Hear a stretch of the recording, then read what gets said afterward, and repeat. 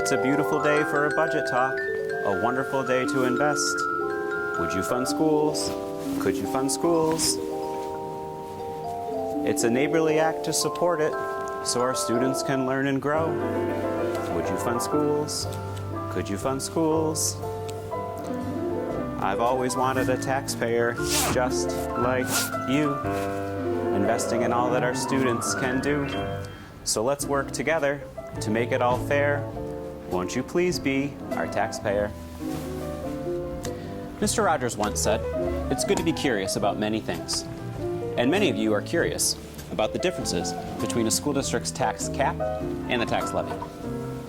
People often confuse them or think that they mean the same thing, but they don't. So what's the difference? Well, let's talk about that.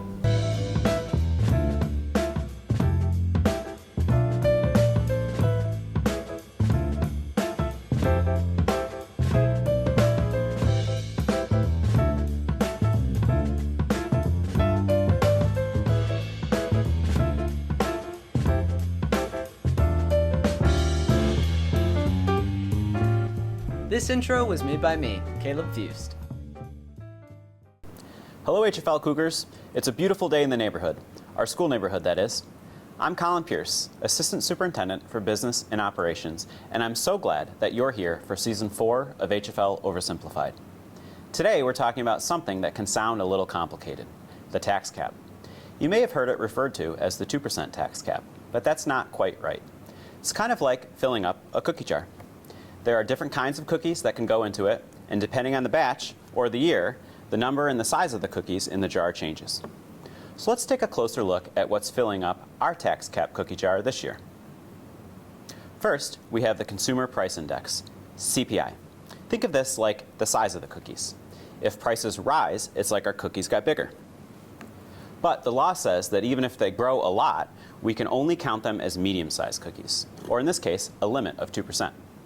Next, we add in the new homes and businesses. These are like extra cookies from the new bakers in the neighborhood. This year, we received 0.99% more cookies from new construction and building improvements. Changes to pilot agreements with local businesses and changes to what local taxpayers pay for school capital improvement projects can either add cookies or it can take them out of our jar. This year, when we count everything up, our cookie jar for the 2025-26 school year ends up equaling a tax cap of 3.01%. So as you can see, the tax cap isn't 2%. It's whatever the state formula says that it is, and it will be different for every school district, and it will change from year to year. I'm proud of you for being curious and wanting to learn more. I hope that you are too. But before we go, let's clear up one more thing, the difference between the tax cap and the tax levy. The tax cap is the size of the levy where the school's budget can be approved by a simple majority of the voters, or 50% plus one. Think of the tax cap like the size of the cookie jar. It tells us how many cookies we're allowed to put in before the rules change. The tax levy is the actual number of cookies that we put into the jar. It's the total amount of money that the district collects from taxpayers. The tax levy is determined through the budget process, balancing what our schools need with what our community can afford. So let's review. The tax cap isn't a firm 2%. It's actually a dollar threshold, a point when the number of votes needed to pass a budget changes. And the tax levy, that's what we actually collect in taxes.